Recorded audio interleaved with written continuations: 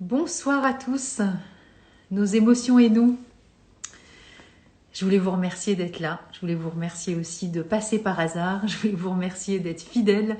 Je voulais vous remercier parce qu'en fait, je réalise, moi, c'est le 75e live. Je pense qu'Instagram va vous prévenir que je suis là.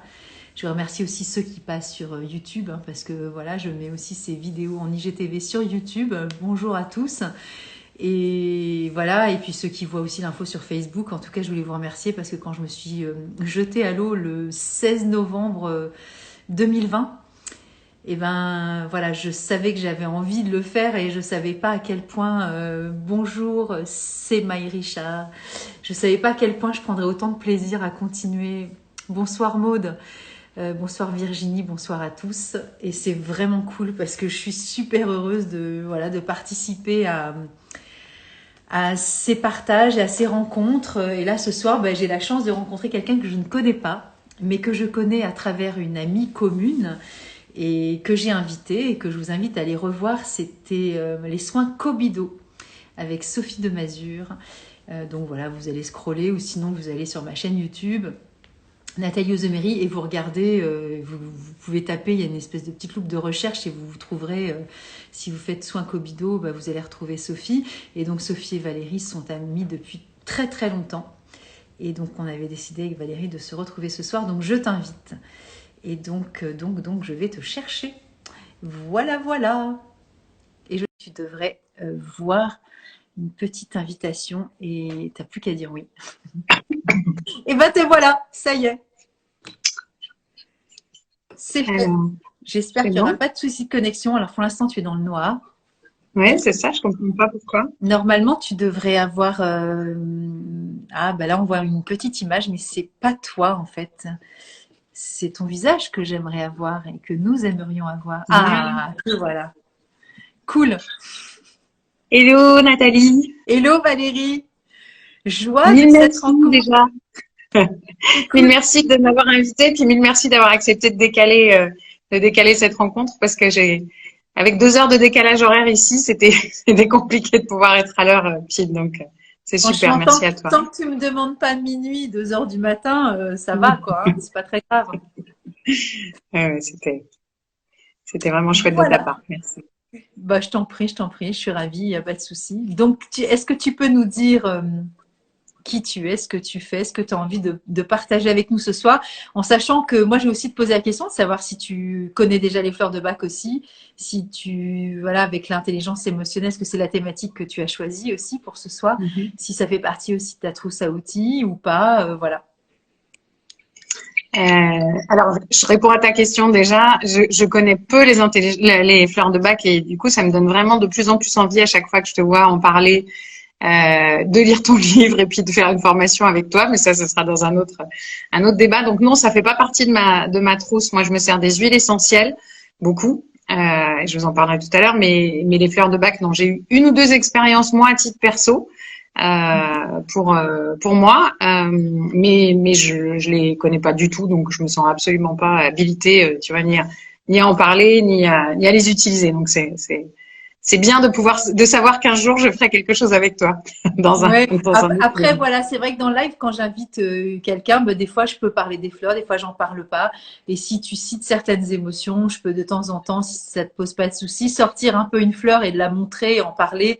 Et ça donne, tu vois, un point de vue aussi, un enrichissement avec les fleurs de Bach ou pas. Voilà, c'est juste comme ça, c'est OK. Et puis... Bien sûr, et je pense que c'est d'autant plus intéressant. Enfin, on verra, on en parlera tout à l'heure. Mais quand je vais parler d'intelligence émotionnelle, je vais en parler surtout, beaucoup dans le milieu professionnel parce que c'est là où moi j'interviens. Et je pense que c'est intéressant d'avoir ce genre d'outils en petit format, facile à utiliser pour les gens quand ils sont sur leur lieu de travail. Donc ça fait partie, voilà, dans ma to-do list de 2022-2023, il y aura une formation avec Nathalie Ozemery. Ouais, tu sais, on a du temps, il n'y a pas de souci, on a toute la vie devant nous. Alors pour me présenter, je dirais que en fait j'ai l'impression d'avoir eu 4 dates de naissance dans ma vie. La première, la classique de l'arrivée de mon âme sur cette terre. La deuxième, le jour où je suis devenue maman, il y a un peu plus de 24 ans, parce que ça a changé littéralement ma vie et ma façon de voir le monde. La troisième, c'est quand j'ai été initiée en tant que chamane au Mexique en 2016, parce que ça m'a ouvert une autre dimension après une quinzaine d'années de travail en développement personnel. Et puis la dernière, c'est mon arrivée au Sénégal en septembre 2017, et qui là a été une reconnexion pour moi à une autre vie. En tout cas, la première fois que je suis arrivée au Sénégal, c'était il y a 15 ans. Et quand je suis arrivée, quand j'ai posé les pieds sur le tarmac de l'aéroport, j'ai littéralement eu le sentiment de rentrer chez moi. Et pendant 10 ans, j'ai fait des allers-retours. Et puis, il y a 5 ans, j'ai vraiment décidé de venir poser mes bagages au Sénégal parce que c'était chez moi et que à chaque fois que j'en repartais, j'avais l'impression de laisser un morceau de mon cœur sur place. Donc, il fallait que je refasse les liens. Donc, je vis au Sénégal depuis 5 ans. Et ça a été donc ma troisième naissance, on va dire, enfin ma quatrième naissance. Petit clin d'œil, d'ailleurs, le nom de ma société ici, c'est UPIA, et ça veut dire renaissance en swahili. Donc tout tourne autour de ça pour moi. Et ce qui aujourd'hui, mon métier, on va dire, principal, c'est de s'occuper du bien-être des gens. Alors, plus particulièrement dans l'entreprise. Je dirais que je suis une espèce de chaman corporate un peu. C'est-à-dire que j'essaie d'amener à l'intérieur de l'entreprise une approche de la formation, du coaching, qui est un peu plus holistique et un peu différente de ce qui se pratique généralement, avec des techniques issues plus du développement personnel et du bien-être aussi. Et puis, de faire un petit mix de tout ça pour que les gens soient plus heureux. Donc c'est notamment ce qui va m'amener à parler d'intelligence émotionnelle ce soir, parce que pour moi c'est une clé du développement et c'est une clé du bien-être des gens. Je voudrais faire juste une aparté parce que je viens de me souvenir de ça, mais j'en avais déjà parlé à Sophie. Tu fais des allers-retours de temps en temps en France, et notamment un jour c'est quand même vraiment fou la vie, hein. Je te suivais sur ton compte depuis très longtemps, puisque Sophie m'avait parlé de toi, donc je te suivais sur Facebook et très récemment mise sur Instagram, et je te parle de ça il y a au moins 4 ans. Je suis au Mama Shelter de Lyon. Oui, je me souviens. Je fais des photos des bouées qui sont au plafond, et qu'est-ce que je vois sur ton compte? Ce qui est fou, c'est que je suis au restaurant, je ne suis pas censée regarder ton compte quand même, tu vois. C'est un truc de dingue. Et qu'est-ce que je vois? La même photo sur ton compte au même moment. Et j'étais avec une copine et je lui dis, mais c'est pas possible. Cette fille-là, elle est en Afrique. C'est une copine d'une amie. Elle fait la même photo que moi, donc elle est forcément là. Et là, je te vois au loin avec ta fille en train de discuter, et j'ai jamais osé venir te voir. Oui, on en a parlé la dernière fois, effectivement. Mais oui, c'est vrai que... J'avais envie de le dire parce que, bon, ceux qui me suivent me connaissent un peu, mais la vie est quand même dinguissime. Hein? Les synchronicités, les hasards qui n'en sont pas. Voilà. Aparté, terminé. Donc, voilà, c'était une époque où ma fille était encore en France, mais maintenant, elle m'a rejoint sur le continent africain. Elle est à Abidjan maintenant, depuis 1 an. Donc, elle est en Côte d'Ivoire et voilà. Nous, on est des Africaines dans l'âme. Résolument. J'ai du sang africain aussi, hein. Du Niger. Tu vois, voilà. Moi, je sais pas si c'est le sang, mais en tout cas, c'est l'ADN. Quelque part dans l'ADN, il y a quelque chose qui m'accroche à cette terre. Alors, du coup, comment tu fais pour démarcher les entreprises? Comment ça se passe? Est-ce que c'est du bouche à oreille? Comment c'est des ateliers? Est-ce que c'est du cas par cas? Est-ce que c'est du coaching de groupe? Explique-nous un peu comment ça se passe. Alors, quand j'ai décidé de venir m'installer ici, moi j'avais déjà un cabinet de formation en France depuis une dizaine d'années. Quand j'ai pris la décision de venir m'installer au Sénégal, ça s'est passé au mois de janvier 2017, où vraiment là je me suis dit, j'ai fait une rencontre quand j'étais ici. En fait, j'étais venue pour la fin de l'année et j'ai rencontré quelqu'un qui travaillait dans la formation et qui m'a dit cette phrase, mais tu sais, il y a des choses à faire ici en formation. C'est devenu l'un de mes meilleurs amis ici. Et je lui dis tout le temps que c'est lui qui m'a permis de passer le pas, parce que cette phrase-là, il me l'a sortie à l'apéro un soir. Je lui dis, on se rappelle demain quand tu seras à ton bureau. On s'est vu le lendemain et il a commencé à m'ouvrir son carnet d'adresses. Et en fait, ça n'a été que pendant 9 mois, parce que ça a duré 9 mois, le temps entre le moment où j'ai pris cette décision, enfin, où j'ai eu cette discussion avec lui et le moment où je me suis installée au Sénégal. Et pendant 9 mois, ça n'a été que ça, c'est-à-dire des gens qui m'ont ouvert des portes. Je suis revenue tous les mois, une semaine par mois, pour faire de la prospection, pour voir quel était le marché qu'il y avait pour moi ici. Et puis bah, la décision s'est prise et au mois de septembre, j'étais là avec mes petites valises et installée. Donc ma société était montée. J'avais déjà un premier gros contrat et je me suis installée sur une île en face de Dakar qui s'appelle l'île de Ngor pour être vraiment complètement dépaysée. Donc, alors, je t'interromps deux choses. Qu'est-ce que tu avais comme cabinet qui était déjà présent avant de décider de partir au Sénégal? Et deuxième question, cette île, ça n'a rien à voir avec la chanson de France Gall, parce que c'est ce que je viens d'entendre. Ben si, parce que en fait, j'étais la voisine de France Gall sur cette île. Cette île, voilà, c'est l'île où habitait France et effectivement, j'avais une maison qui était 2 maisons à côté de chez elle. Okay. Donc c'était un espèce de paradis magique. Sophie pourra t'en parler parce qu'elle est venue me voir sur cette île. Elle a fait partie de mes nombreuses visiteuses. Et le cabinet que j'avais, c'était un cabinet qui faisait aussi de la formation et je travaillais plutôt sur Paris. Avec pas mal de structures, donc de la formation commerciale, management, plutôt orienté voilà commercial, management, développant des compétences relationnelles, on va dire. Et en parallèle de ça, bah, depuis une quinzaine d'années, moi je m'intéressais quand même au développement personnel, donc j'avais fait pas mal de formations différentes. Et notamment, bah, je m'étais formée en aromathérapie, à pas mal de techniques de gestion du stress, et puis aussi, en parallèle, je suis allée au Mexique pour me faire initier par une chamane au fond de la forêt mexicaine.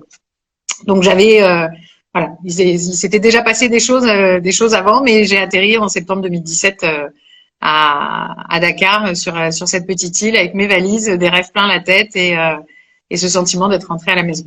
Et je revois les photos aussi dans mon esprit parce que j'ai suivi les étapes et voilà, je te revois. Alors, je ne suis pas ton amie directe, mais j'ai participé au loin émotionnellement à ce que pouvait représenter un gap, mais de malade.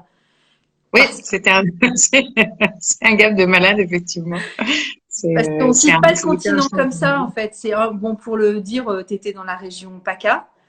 Mm-hmm. Et enfin, je sais pas si c'est moi qui extrapole ou je projette des choses, mais je veux dire, c'est quand même, c'est du costaud quand on quitte le continent pour aller dans un pays voilà, qui est forcément une terre nouvelle. C'est pas. Alors c'était très étonnant parce qu'à la fois c'était une terre nouvelle en termes de vie au quotidien parce que j'y avais avant ça passé au maximum 3 semaines d'affilée, donc j'avais jamais vécu plus que 3 semaines d'affilée. Mais en même temps, la première fois que je suis arrivée au Sénégal, je te disais, j'ai vraiment eu ce sentiment de reconnexion, c'est-à-dire de rentrer à la maison, mais c'était physique. Hein. Et je pense que c'est la première fois de ma vie que j'ai eu le sentiment que j'avais des racines quelque part. J'ai toujours eu l'impression d'avoir été très nomade, même quand j'ai vécu pendant 20 ans quand même, tu vois, dans la région PACA. C'était chez moi, mais sans être chez moi. Le Sénégal, c'est chez moi. Et quand on me dit, au début, quand j'étais là, quand on me disait, mais tu rentres quand? Mais tu rentres quand où? Bah, chez toi, mais chez moi, c'est là. Et même quand je reviens en France maintenant, c'est plus chez moi. Chez moi, c'est vraiment le Sénégal. C'est vraiment, je pense j'espère pas que ce sera demain, mais je pense que je mourrai ici. Enfin, en tout cas, que je serai enterrée ici. C'est vraiment ma maison, quoi. C'est chez moi. Donc, il y avait ce côté à la fois qui était hyper simple parce que, je rentrais à la maison. Donc, et puis tout était tellement facilité, tu sais, c'était l'alignement des planètes, quoi. J'ai rencontré les bonnes personnes, j'étais dans les bons endroits. Alors, au bout de 6 mois, tu as ce qu'on appelle la courbe de l'expatriation qui fait que, c'est un espèce de coup de mou et là, tu te dis, qu'est-ce que je fais là? Oui. Et puis, à ce moment-là, j'ai eu 2 amis extraordinaires qui tous les deux des hommes, alors que moi, j'ai toujours beaucoup été entourée de femmes. Donc, et au Sénégal, ma première année, j'ai été entourée que d'hommes, avec qui j'ai vraiment des amitiés très très profondes, et 2 amis qui ont eu l'un et l'autre qui ont fait des choses suffisamment extraordinaires, mais en même temps des petites choses simples du quotidien, pour que d'un coup je me ressente, c'est bon, c'est à nouveau chez moi. C'était m'ouvrir une autre dimension familiale, et voilà. Donc ça a été fait de manière super naturel et la vague est passée et puis voilà. Après, j'ai plus jamais eu ce sentiment-là de dire qu'est-ce que je fais là, je vais rentrer, quoi. Bah, c'est Il y une a des forme moments où il y a des d'intelligence trucs qui… c'est une forme d'intelligence émotionnelle aussi, de savoir s'adapter et rebondir et de vivre aussi des parcours de vie. C'est intense quand même, hein. Je ne vais pas dire que ceux qui seraient chez eux toute l'année et toute leur vie dans leur chez eux, c'est rien, mais voilà, c'est découvrir de nouveaux horizons et se découvrir soi à travers, même si c'est familier, c'est quand même très couillu, je dirais, très courageux. Merci. Bah, en fait, c'est vraiment, pour le coup, on fera les parallèles avec l'intelligence émotionnelle tout à l'heure, mais il y a vraiment quelque chose de cet ordre-là, c'est-à-dire de reconnaître ses émotions, déjà, de voir ce qui se passe au moment où ça t'arrive, de pouvoir les apprivoiser, les gérer, parce que au quotidien, il y a effectivement des choses différentes, nouvelles, culturellement. Hier soir, j'étais invitée au mariage de mon fils adoptif.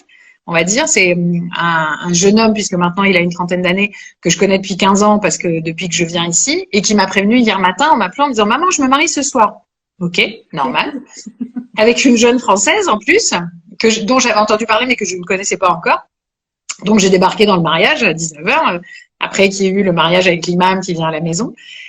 Et moi, pour le coup, j'en ai vécu déjà des mariages depuis que je suis là, donc je sais comment ça se passe, je sais la différence culturelle avec ce qu'on vit en France. Et j'ai vu cette jeune femme de 30 ans qui était à la fois hyper enthousiaste de s'être mariée, mais qui en même temps est confrontée à la réalité de ce que c'est un mariage ici, qui est pas du tout célébré de la même façon que ça pourrait l'être en France. Et je l'ai vue, mais tellement désemparée, j'avais envie de la prendre dans mes bras en lui disant « Ne t'inquiète pas, ça va bien se passer ». Mais c'était vraiment, c'est là où je me suis dit « Bon, ça va, t'es quand même une vieille routière, t'es quand même là depuis un petit moment ». Parce que pour moi, c'était assez normal. C'était pas forcément ce que j'aurais préféré vivre, comme elle, mais c'était assez normal. Et j'ai vu la douleur par laquelle elle passait, de me dire « Mais c'était hyper court ». Et puis j'ai eu l'impression qu'il n'y avait pas d'émotion. Et puis… Alors, c'est des choses que tu vis différemment ici, parce qu'effectivement, les gens ont une pudeur avec les sentiments, avec la façon de parler, Okay. mais en même temps, ils vont t'ouvrir leur maison. Et moi, tout le monde m'appelle deuxième maman chez lui, tu vois. Je connais sa mère, je connais son père, mais je suis sa deuxième maman. Donc c'est, voilà, il y a quelque chose où tu es obligé en permanence d'être effectivement un peu souple sur les genoux, parce que tu as des différences toute la journée qui t'arrivent à la figure, hein. Bah, Et c'est pas juste quelle semaine en ligne, quoi. l'alimentation, l'air, les odeurs, la végétation, tout déjà, l'environnement et rien à voir, quoi. Et puis une vie insulaire aussi pour toi, j'imagine. C'est pas. Alors, la vie insulaire, ça a duré 1 an. Et au bout d'1 an, j'ai voulu revenir sur la terre ferme parce que c'était plus compliqué. Et je suis restée au total 4 ans, mes 4 premières années sur Dakar. Et maintenant, depuis 1 an, je vis sur ce qu'on appelle la Petite Côte, donc qui est à 70 kilomètres au sud de Dakar, qui est l'endroit où j'étais arrivée la première fois il y a 15 ans. Donc, il y a un petit village qui s'appelle La Saumone. Je sais même pas combien d'habitants on est à La Saumone, mais on n'est pas nombreux. Enfin, on est peut-être, je sais pas, 4000, quelque chose comme ça, j'en sais rien. C'est un petit village qui est très touristique, par contre, puisque c'est la lagune, c'est une lagune qui a été classée patrimoine mondial de l'UNESCO maintenant, qui est une réserve naturelle d'oiseaux protégés. Donc c'est, en termes de nature, c'est J'ai juste, vu des photos, c'est juste dingue. oui, c'est juste extraordinaire. C'est l'endroit où je vais faire ma petite méditation en promenant mes chiens le matin, tu vois.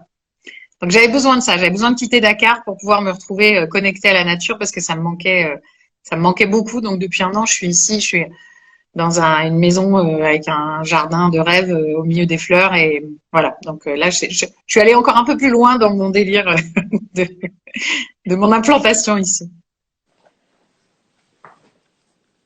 En ce qui concerne, donc, du coup, tu parlais des entreprises, comment tu as fait? Alors là, tu t'es fait Alors de la introniser, on va dire, prospection sur la déjà, région sociale, voilà, sur tout le travail. ouais, de la prospection et puis après, bah, j'ai participé à tous les événements qui étaient là. Tu vois encore là, ce qui m'a amené ce soir à avoir une demi-heure de retard, c'est qu'il y avait un événement à l'aéroport de Dakar qui célèbre en ce moment. Ils ont une semaine Customer Care Week et dans le cadre de cette semaine, il y avait toute une présentation, une exposition des designers de mode sénégalais Mhm. que j'accompagne beaucoup parce que je suis une grande consommatrice et que j'adore ce qu'ils font. Et donc j'étais invitée à cet événement-là, et ce qui permet de rencontrer aussi énormément de gens, les directeurs généraux de toutes les boîtes du coin.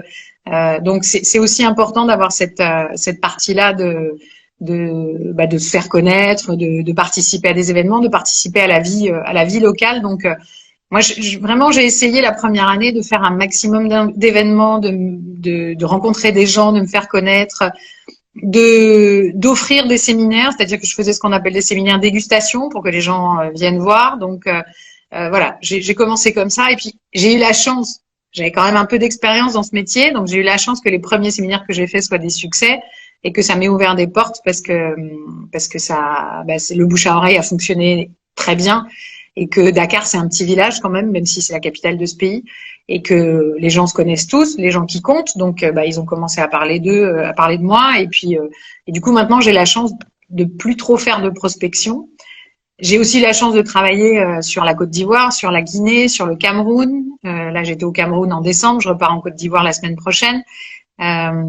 J'ai des choses qui se mettent en place avec le Niger aussi, donc être ici, c'est une fenêtre d'ouverture sur des opportunités et sur le monde qui est aussi extraordinaire parce que l'Afrique vue de l'Europe, c'est des petits enfants avec le ventre gonflé, plein de malnutrition, avec des C'est un mouches peu ça. partout. L'Afrique vue de l'Afrique, c'est autre chose. C'est plein de jeunes entrepreneurs, c'est des designers bourrés de talent, c'est des gens qui ont une soif de vivre, une capacité d'accueil. Enfin, il y a vraiment moi, j'ai la chance de rencontrer que des gens extraordinaires, quoi, qui ont cette envie de partager, de faire découvrir, donc c'est vraiment une vraie chance tous les jours d'être ici. Et du Je coup, remercie.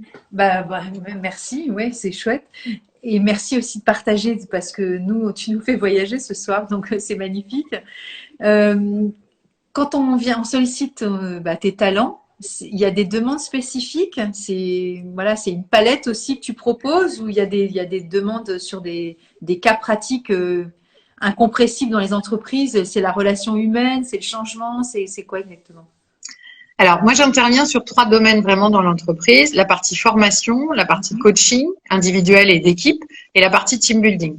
Okay. Donc, sur ces 3 volets-là, je vais faire travailler les gens sur le développement de leurs compétences relationnelles. Donc, ça peut être plus spécifiquement du commercial, du management, mais aussi de les faire travailler sur l'innovation, les faire travailler sur le bien-être en entreprise, sur la qualité de vie au travail. Donc, il y a vraiment des choses qui émergent selon les gens avec lesquels je vais travailler. Généralement, je rentre par une petite porte, enfin, en tout cas, par la formation, par exemple, quelque chose d'un peu plus académique.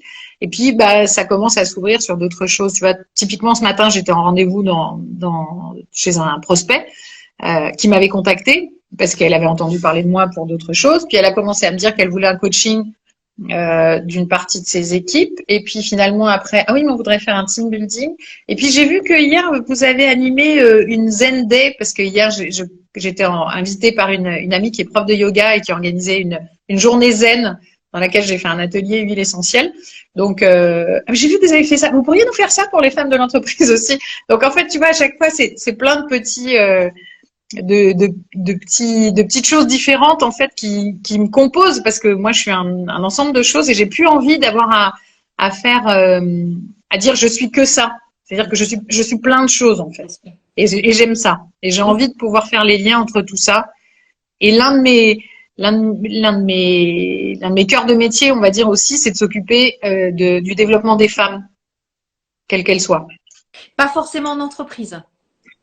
Pas forcément en entreprise parce que j'ai accompagné un programme de mentorat pour des jeunes femmes, des jeunes filles qui sont encore en première et en terminale.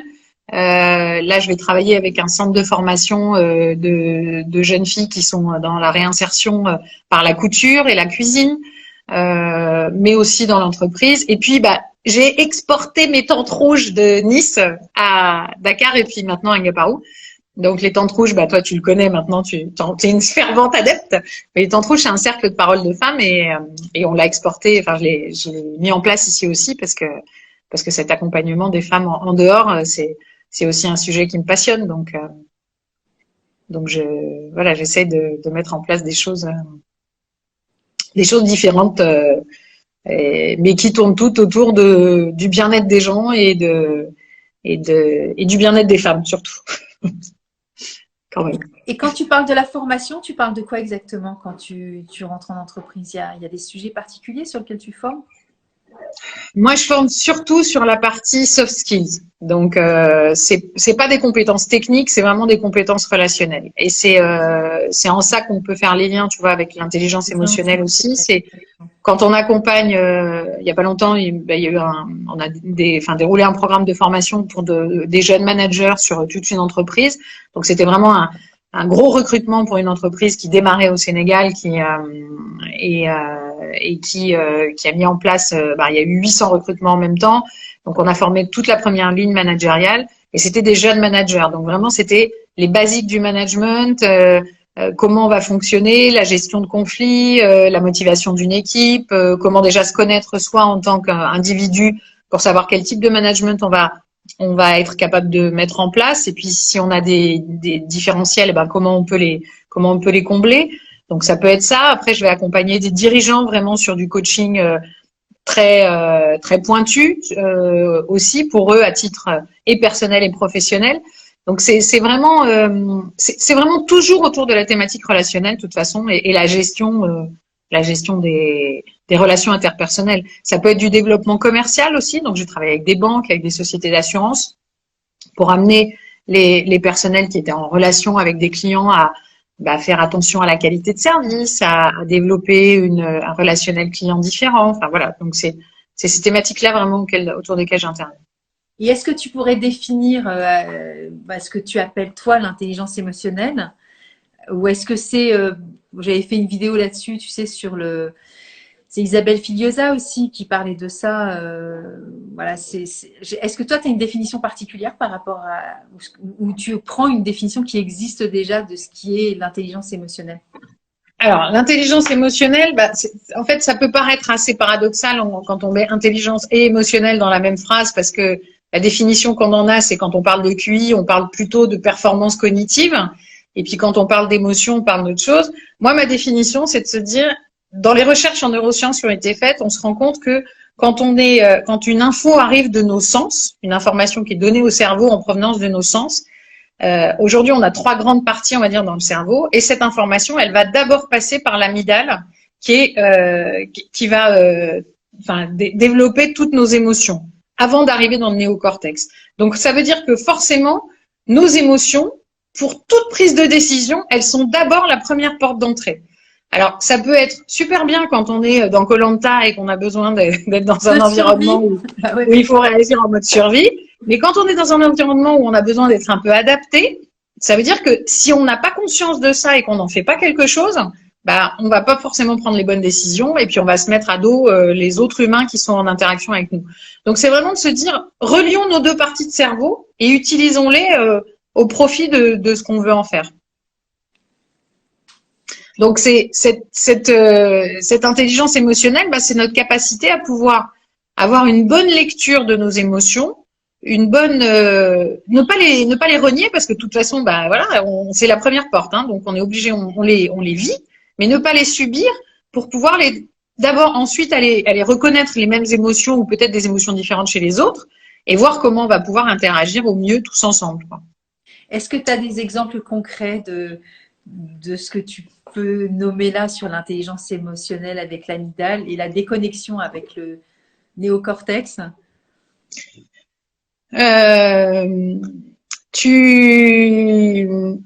vais te donner un exemple concret qui me concerne moi, pas du tout dans l'entreprise. Ma fille avait 4 ans et demi. On rentrait à la maison, j'avais des paquets pleins les mains. Je traverse, on habitait Cannes à l'époque, je traverse. Elle était petite, elle a traversé derrière moi, mais elle m'a lâché la main au moment où on avançait. Ce qui fait que quand elle est sortie, au niveau des voitures, elle avait la même taille que la voiture. Une voiture est arrivée, lui est rentrée dedans. Et elle a fait un vol plané et elle est retombée par terre inerte. Ma première réaction, ça a été de courir à la voiture du monsieur qui avait fait ça, de vouloir le sortir de sa voiture pour le tuer. Parce que c'était… alors émotionnellement, ça correspondait à la peur qui avait engendré de la colère et c'était pas la meilleure réaction à avoir. Quand mon voisin m'a rattrapé au moment où j'allais franchement lui casser la figure, m'a rattrapé le bras en me disant « Va d'abord t'occuper de ta fille », effectivement, là d'un seul coup, c'est que l'adrénaline a descendu et je suis allée vers ma fille, j'ai appelé les pompiers, j'ai expliqué où on était. Là d'un coup, j'étais en mode Robocop, tu vois, c'est-à-dire que le cognitif avait pris le pas sur les émotions. Mais s'il n'avait pas été là à ce moment-là, je pense que j'aurais effectivement peut-être me serais retrouvée en prison parce que j'aurais fait un truc pas bien au monsieur. Mais voilà, c'était vraiment une bonne illustration de se dire, regarde ce qui s'est passé à ce moment-là. Et c'était peut-être pas la meilleure des décisions à prendre si tu avais suivi que tes émotions. Mais si tant est que dans ces moments-là, l'amygdale puisse avoir une capacité de réflexion, parce que pour le coup, on est coupé du néocortex. Alors, l'amygdale, elle a aucune capacité de réflexion, c'est le néocortex en fait. Voilà, donc c'est pas, il n'y a pas de, c'est déconnecté justement. Et cette intelligence émotionnelle, c'est justement de faire bifurquer l'un de l'autre et pas d'être séparés l'un de l'autre. Segmenté, oui, tout à fait. Voilà, c'est d'arriver à faire cette connexion entre les deux. Exactement.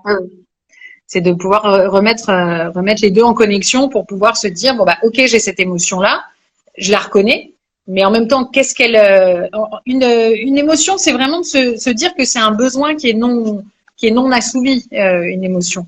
Donc et c'est intéressant de se dire bah tiens, qu'est-ce que ça veut dire ce besoin chez moi et comment je vais pouvoir effectivement y répondre à ce moment-là, quand c'est notamment des émotions qui reviennent de manière systématique par rapport à certains sujets, par exemple. On a toujours le même type d'émotion. À un moment, c'est bien de se poser en se disant, ça veut dire quoi chez moi, ça, derrière, quand il se passe ça?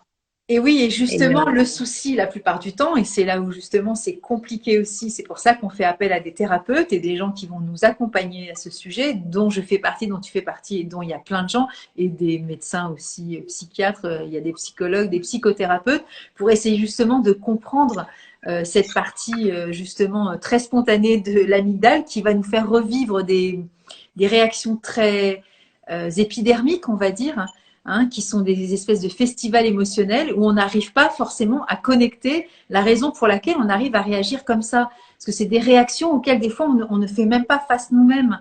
Et oui, on pourrait dire c'est épidermique, je le sens pas, et puis ça nous fait sortir de nos gonds. Et justement, le but c'est de reconnecter avec cette partie rationnelle aussi pour essayer de comprendre des fois la raison. Mais des fois on n'a pas accès à ça tout seul.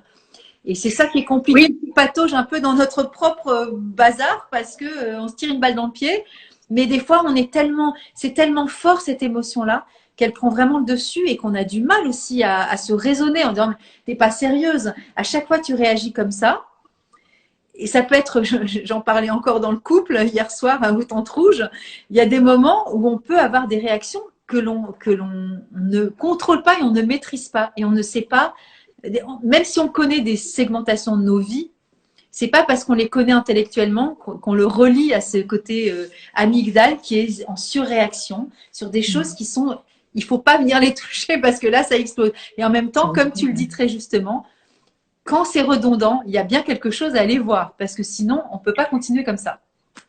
C'est toujours intéressant en tout cas de se poser et de se dire quand on a la même émotion qui revient de manière systématique ou la même réaction à une émotion qui revient de manière systématique, c'est intéressant de se dire bon, il y a peut-être des choses sur lesquelles c'est intéressant. Alors moi, quand je suis dans l'entreprise, c'est d'identifier des comportements managériaux, par exemple, parce que il y a des gens qui vont être les managers, les commerciaux, c'est des gens qui sont très soumis à ce genre de choses. Alors quand j'entends de temps en temps où on me dit ah mais de toute façon les émotions ça n'a pas lieu d'être dans une entreprise.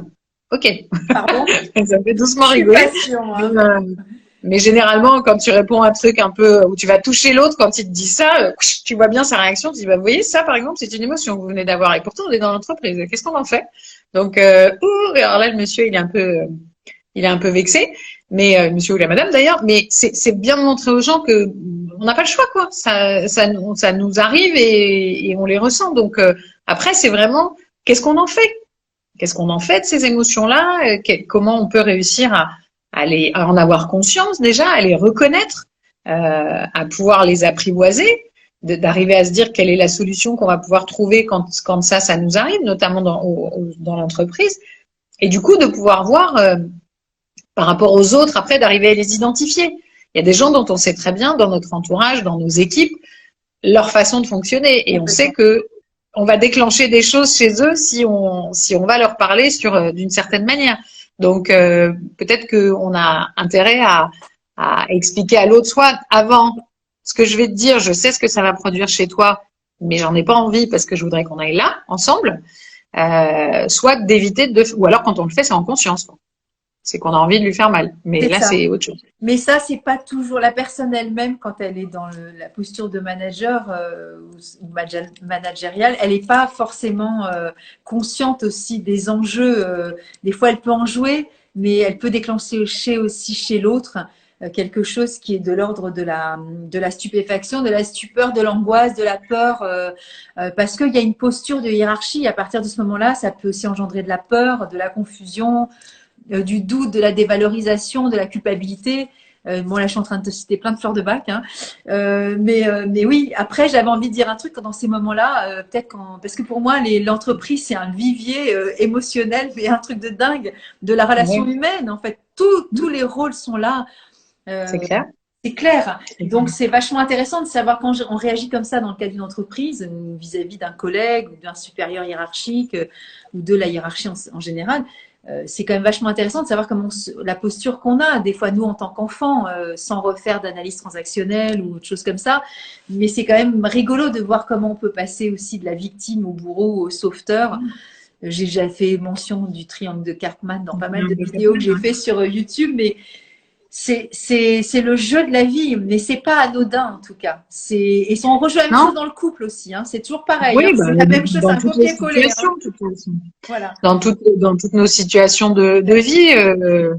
Et c'est vrai que c'est intéressant aussi de se dire quel type de manager on a envie d'être, quoi. Alors quand on a les gens en individuel, c'est là où c'est intéressant parce que moi je les amène à réfléchir à leur vision d'un leadership, leur vision d'un manager, qu'est-ce qu'ils ont envie de faire, qui ils ont envie d'être, quelles sont leurs valeurs, qui ils ont envie d'incarner. Et on s'est quand même bien rendu compte que aujourd'hui, des gens qui vont suivre un manager, c'est parce qu'il les a inspirés, parce qu'il leur a inspiré confiance, parce que quand ils se trompent, il va leur montrer comment faire les choses différemment, parce qu'il prend les erreurs comme une source de bonification, enfin en tout cas comme une source de progrès. Donc quand on sait que c'est ça ce qui nous inspire, tant qu'à faire, si on a envie d'être cette personne-là, on va aller réfléchir au rouage pour qu'est-ce qu'on peut mettre en place pour faire ça. Donc moi j'aime bien appeler ça le leadership conscient, c'est-à-dire que c'est vraiment de se dire, et ça nous rapproche en plus de la pleine conscience. C'est vraiment d'être dans le mindfulness quand on est un leader, tu vois, aussi un manager du quotidien. C'est-à-dire se dire, voilà, en face de moi, j'ai des gens, ils vont faire des erreurs. Moi, je vais faire aussi des erreurs, mais on va se parler. On va identifier que moi, je sais que l'une de mes caractéristiques en tant qu'être humain, mais en tant que manager aussi, c'est d'être colérique. Je m'emporte facilement. Je retombe aussi vite, mais je m'emporte facilement. Je sais qu'avec certaines personnes, ça passe pas. Ici, au Sénégal, par exemple, les gens sont tétanisés quand tu te mets en colère. La première fois que ça m'est arrivé, j'ai vu l'effet que ça avait produit. Donc, je suis 2 fois plus vigilante aujourd'hui quand je suis face à des gens avec lesquels je veux interagir, parce que je sais à quel point il va plus rien se passer s'ils me voient dans cet état-là. Même si c'est fini 10 minutes après. Mais pour eux, ça peut avoir un effet pendant des heures et des heures, tu vas voir des jours. Donc je fais vraiment attention à ça. Et quand je sens que ça peut monter, j'ai mon petit laidon du Groenland en huile essentielle, où je me mets à respirer. Je fais 5 minutes, je ferme la porte de mon bureau et puis je fais 5 minutes de cohérence cardiaque. Donc moi, j'ai développé aussi mes petits outils perso pour pouvoir justement faire rebaisser ces émotions qui sont fortes, parce que je sais que si j'ai pas fait rebaisser ça, je vais pas réussir à être dans une intelligence de la réaction, justement. Et je vais me faire emporter et dire des trucs qu'après je vais regretter. Et donc c'est vrai que quand tu as identifié quelles sont tes failles, parce que pour moi, enfin en tout cas c'est des émotions qui sont pas très positives pour moi à moyen terme. Dehors là, tout le monde. Donc j'ai une armada. Là, tu parles de la fleur de bac impatience ou cherry plum. Hein, la colère, ça peut être provoqué par une forme d'irritabilité ou il peut y avoir plusieurs fleurs. Et par contre, rescue, c'est quand même bien dans ces moments-là. Je sais pas si tu connais déjà. C'est oui. Ça, c'est. Je crois que c'est la seule que j'ai. Ça vaut de la correction. Il y a une bonne respiration.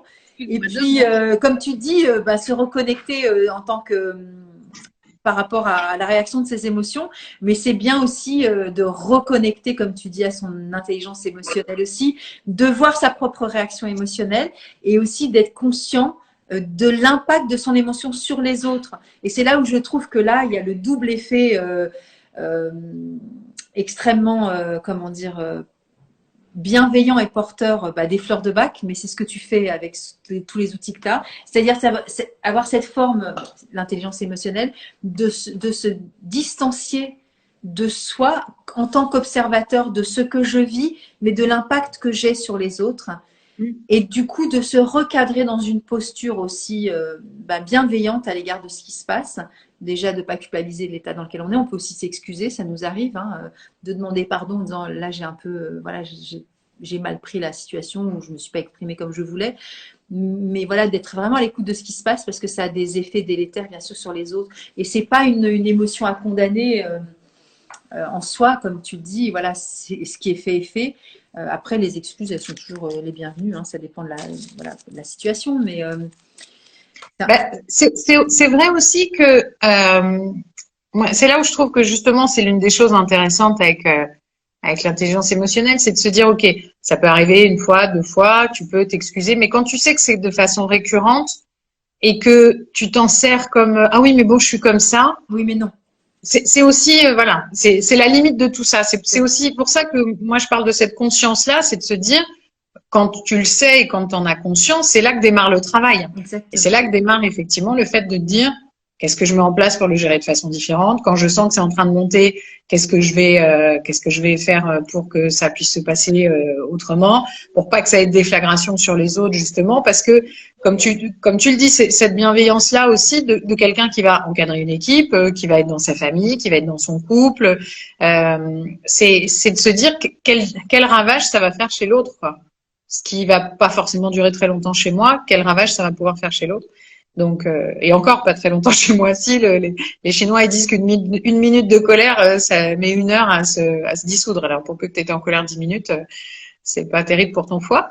Mais c'est vraiment voilà d'avoir cette conscience là et la conscience de qu'est-ce que ça met en place chez l'autre. Est-ce que c'est de la peur, et puis la réaction de l'autre aussi par rapport aux choses et de pouvoir justement travailler en fonction de ces réactions, des réactions des gens de son équipe, de savoir qu'il y a certaines personnes qu'on va accompagner de manière plus en micro-management parce qu'ils auront besoin de ça, d'autres personnes qui vont avoir au contraire besoin d'être complètement autonomes et qu'on leur fasse une confiance absolue. Donc c'est d'avoir aussi identifié quels sont les modes de fonctionnement des gens avec lesquels on travaille. Et là-dessus, moi, je travaille aussi avec des tests de personnalité, pour donner des grandes lignes en fait, simplement pour que les gens sachent comment se situer à l'intérieur d'une équipe et comprennent aussi les interactions, des choses où ils vont se dire ah non mais lui je le comprends pas, il réagit absolument pas comme moi, bah oui parce que il a un système de pensée qui est différent du tien. Donc et ça je trouve que pour le coup maintenant en travaillant dans l'interculturalité parce que au quotidien je travaille avec des équipes qui peuvent être mixtes, franco-sénégalaises ou espagnolo-sénégalaises, enfin, il y a plein de nationalités différentes, ou diverses nationalités africaines qui ont des modes de fonctionnement aussi très différents. C'est encore plus intéressant de travailler sur l'intelligence émotionnelle parce que, pour le coup, comme je te le disais, par exemple, ici, parler de ses émotions, compliqué. Okay. Un sujet tabou au départ. Donc, mais par contre, quand tu commences à ouvrir une petite porte, tu te rends bien compte que finalement, ça fait vachement de bien d'en parler. Donc, c'est aussi de se dire, oui, qu'on peut les uns et les autres, que c'est pas parce qu'on va en parler et qu'on va les gérer qu'on est dans la faiblesse. Parce qu'il y a aussi cette notion-là. À partir du moment où on parle de nos émotions, on se met en fragilité. Donc, c'est d'accompagner les gens dans tout ça, en fait. Et je trouve que c'est un merveilleux exercice. Et alors, du coup, j'avais envie de te poser la question, quand tu interviens comme ça sur un instant T, sur une team ou je ne sais quoi, est-ce que tu reviens après pour avoir un feedback de comment les liens se sont de nouveau tissés? Est-ce que je comprends mieux mon collègue? Est-ce que dans l'équipe, ça se passe mieux? Est-ce que c'est plus fluide? Est-ce qu'il y a un retour obligatoire ou pas? Alors, il y a deux choses différentes. Quand on intervient, par exemple, sur du coaching d'équipe, ça peut durer 6 mois. Donc là, on accompagne vraiment une équipe sur la durée. Quand on est sur une formation, il peut y avoir une première session, mais souvent il y en a une deuxième pour vraiment ancrer les choses, ancrer les changements, ou alors une formation et puis des coachings individuels, quelques sessions pour aussi accompagner les gens.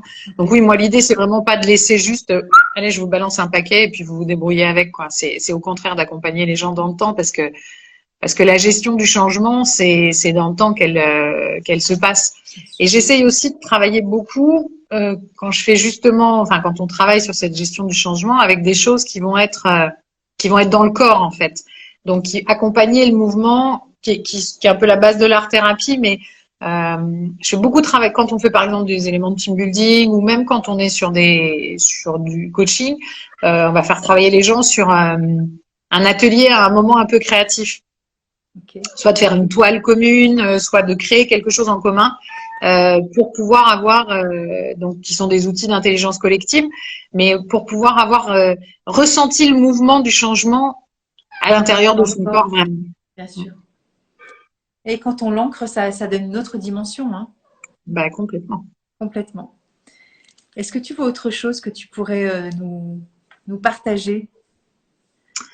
Bah écoute, en tout cas, d'après le dernier Forum économique mondial en 2022, l'intelligence émotionnelle, ça fera partie des 10 compétences les plus importantes dans le choix d'un candidat dans une entreprise ou dans la réussite d'une entreprise. Donc, Ok. c'est quelque chose qu'on peut plus se permettre de De négliger négliger aujourd'hui. complètement. Et je crois encore plus après ce qu'on a vécu. Alors vous en Europe beaucoup plus que nous ici en Afrique avec cette période de Covid et de gens qui se sont pas parlé, qui se sont pas vus, qui se sont pas touchés, qui n'étaient pas ensemble pendant tout ce temps-là.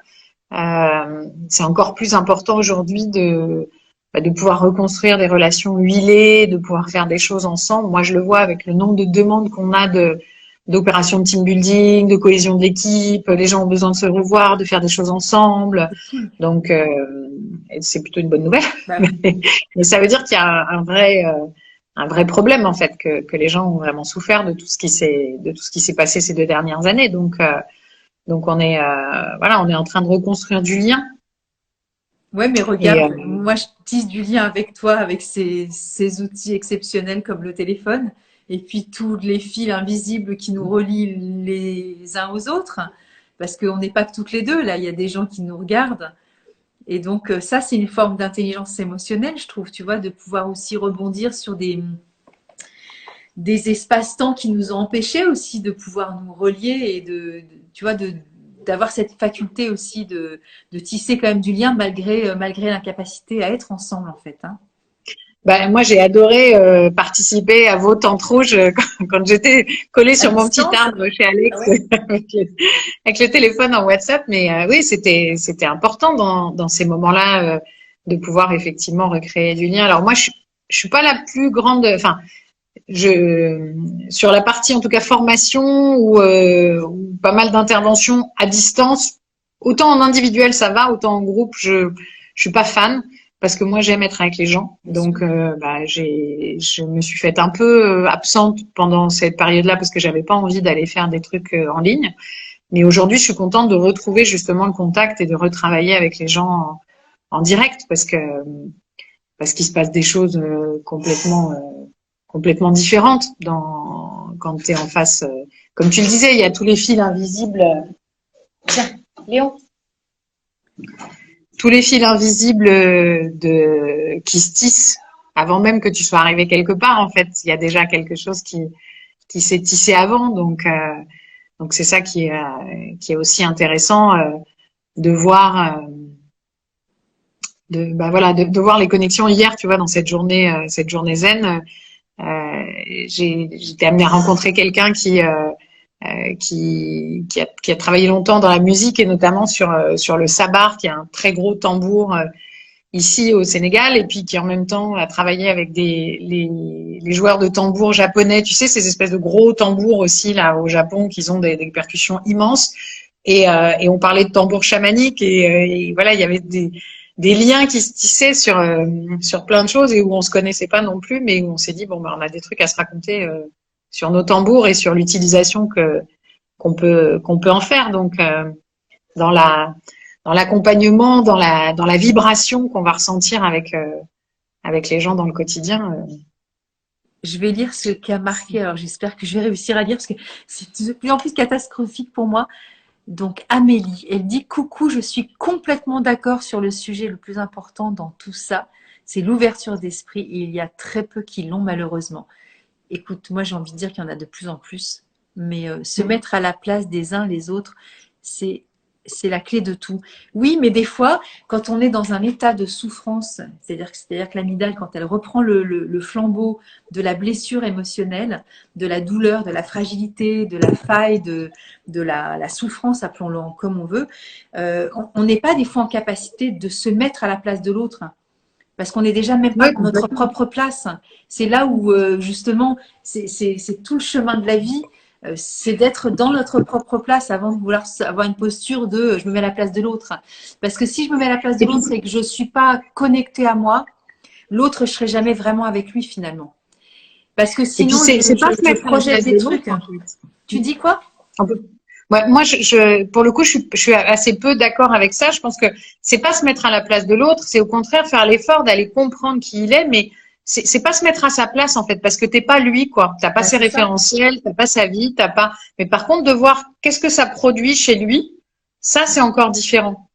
Et là, c'est là que c'est effectivement intéressant parce que c'est là que tu peux faire des changements. De toute façon, la seule personne sur laquelle tu peux faire des changements, c'est toi. Hein. Arrêtons de penser qu'on va changer les autres. Oui. Donc, ce que je veux dire, c'est que quand elle dit ça, je comprends la posture de se mettre à la place de l'autre. C'est pas forcément rentrer dans la place de l'autre, mais c'est d'avoir l'intelligence émotionnelle, de se dire, ok, moi j'ai dit quelque chose et l'autre peut être impacté. C'est peut-être ça ce qu'elle voulait dire, Amélie. Mais pour ça veut dire que nous déjà, on est déjà au carré avec nous. Parce que pour avoir cette distanciation de se dire que j'ai un impact sur l'autre, ça veut dire que nous, on est déjà super calés dans nos bottes, entre guillemets. Et c'est pas toujours évident, en fait. On apprend plus à écouter nos propres émotions que de comprendre qu'on a un impact sur les autres, en fait, je trouve. Hein. C'est peut-être un peu compliqué. Il y a un petit exercice qui est intéressant à faire, c'est de se mettre un petit carnet et puis de se mettre pendant 1 heure une alarme toutes les 10 minutes et toutes les 10 minutes de noter au moment où sonne l'alarme dans quel état d'émotion je suis pour pouvoir voir tous les différents changements par lesquels on passe nous-mêmes tout seul en 1 heure quoi. C'est aussi de se dire je vais écouter mon corps plus souvent, d'arriver à identifier mon émotion avec les ressentis de mon corps. Et ça aussi, de se faire un petit carnet pour voir tout ce que moi, je vais pouvoir… En fait, c'est d'arriver à devenir un peu comme un observateur neutre de ses émotions. Et c'est ça qui va permettre aussi, quand on est observateur neutre de nos émotions, de pouvoir être un peu observateur neutre des autres. C'est-à-dire de voir ce qui se passe chez eux.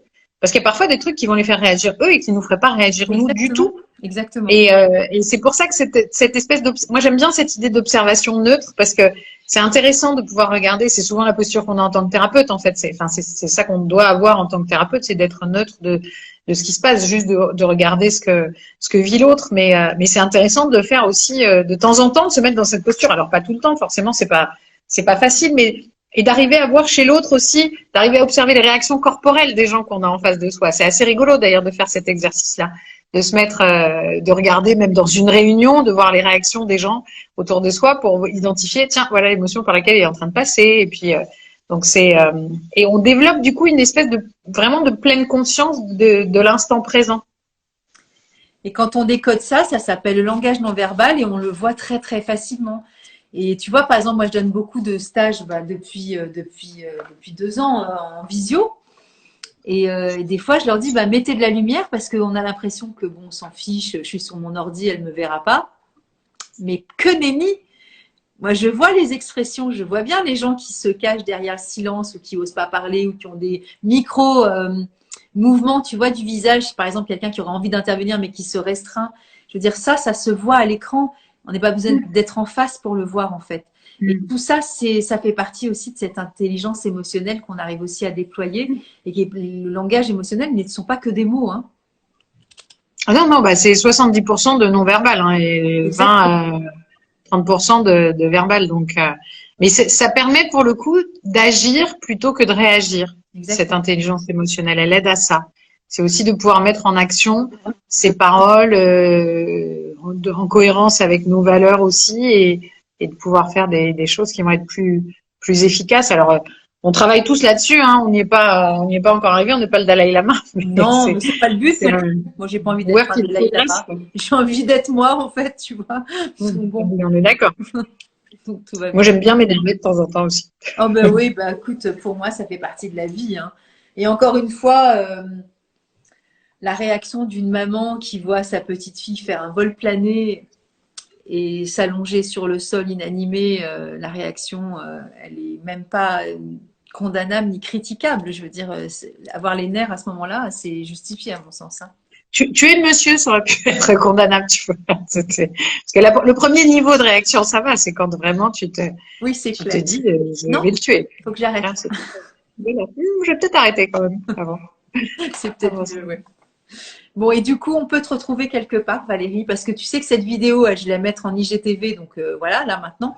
Et après, je vais la mettre sur ma chaîne YouTube, parce que tout le monde n'a pas Instagram. Donc, si toi, tu as envie de la partager, tu vois, de montrer un peu aussi comment tu te présentes aussi par rapport à tout ça, surtout l'intelligence émotionnelle. Est-ce que tu as un site internet ou quelque chose où on peut te joindre? Alors, j'ai un site internet de UPIA, donc UPYA, qui est le nom de ma société. Il y a un Instagram, il y a un Facebook, et il y a mon Insta perso, qui est celui sur lequel on interagit, là, qui est valrenard.happy. Donc, voilà, on peut me retrouver sur ces différents Ok, parce que supports-là. sous ton nom, il n'y avait pas le nom de l'entreprise justement et je ne savais pas où est-ce que je pouvais te retrouver. Donc j'irai fouiller là et je le mettrai sur la Voilà. chaîne YouTube. OK. Voilà. Et si on veut aller Avec faire un plaisir. petit tour au Sénégal, eh ben, on prendra contact avec toi et on te demandera Ben les voilà, meilleurs coins. vous êtes les bienvenus. C'est dans mon pays d'adoption, mais qui est vraiment, ouais, c'est même pas ma deuxième patrie, c'est la première maintenant. C'est vraiment mon pays de chez moi. Donc vous êtes les bienvenus. Tu vois, j'ai voulu commencer à faire dehors Le parce que live? chez nous il fait quand même, oui, il fait quand même plus, il fait que jour encore. On a 2 jours 2 heures de moins. Et quand je suis arrivée à la maison tout à l'heure, c'était encore grand soleil. Mais là, tu vois, c'était en train de commencer à se noircir. Le soleil est en train de commencer à se coucher. Donc je vous envoie plein de soleil et de chaleur parce que j'ai ouï dire qu'il faisait un peu frais chez vous. C'est vrai. Il fait un peu frais en France mais bon, c'est le printemps aussi, c'est les variations humorales, on va dire, l'intelligence émotionnelle de la Terre, tu vois, en ce moment, qui nous parle aussi de nos faiblesses et de nos fragilités, de nos vulnérabilités. Parce qu'on est quand même tributaire de cette terre pour se nourrir et en ce moment, ben voilà, on fait aussi avec ce qui est, donc on s'adapte, chacun avec nos outils personnels et on va faire au mieux, hein. Eh ben, mille merci à toi, Nathalie, de Merci ce Valérie bon pour ce moment. moment de partage. J'ai été vraiment enchantée. Moi aussi. Passe une bonne soirée et puis merci à tous les gens qui nous ont suivis. Et j'espère que ça vous aura plu, cet échange qu'on a eu. J'en doute pas un instant. Bonne soirée à tous. Merci pour tout Oui. Valérie. Merci À à vous. bientôt. Au revoir.